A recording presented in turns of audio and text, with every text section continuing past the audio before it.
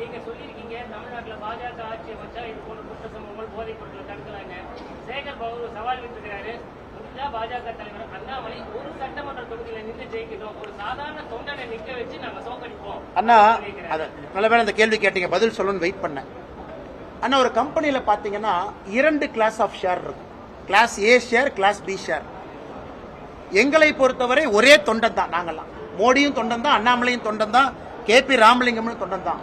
திமுக மட்டும்தான் சாதாரண தொண்டன், போஸ்ட் ஒட்டுற தொண்டன், கும்பிடு போடுற தொண்டன், அறிவாலயத்துக்கு வெளியே கை கட்டுற தொண்டை, உதயநிதிக்கு கூஜா தூக்குற தொண்டை, இன்ப நிதி வாழ்கன்னு சொல்ற தொண்டை, அதுக்கப்புறம் சேகர் பாபு போன்றவர்கள் முதலமைச்சர் போகும்போது பள்ளி மாறி ஒட்டிக்கிட்டு தொத்திக்கிட்டு போற தொண்டை, அதற்கப்புறம் இன்னும் தலைவர்கள் முதலமைச்சர் காருக்கு பின்னாடி 10 பேரு அரணை மாதிரி ஒட்டிக்கிட்டு போற தொண்டை, அதை தாண்டி குடும்ப ஆதிக்க தொண்டை, அதை தாண்டி முதலமைச்சர் தொண்டை.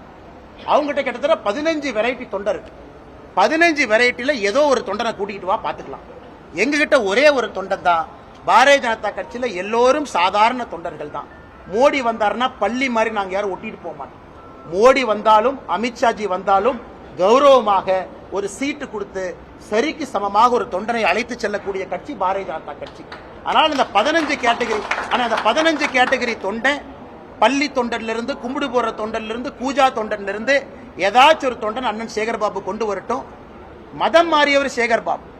ஏன்னா அம்மா கடவுள்னு சொன்னவர், எனக்கு கலைஞர் ஐயா கடவுள்னு மதம் மாறி இந்த பக்கம் வந்தவர். அதனால அவரு எனக்கு அட்வைஸ் கொடுத்து என்னுடைய வாழ்க்கையில திருந்தும் அளவுக்கு நான் இன்னும் தரம் தாழவில்லை என்பது என்னுடைய தாழ்மையான கருத்துங்க.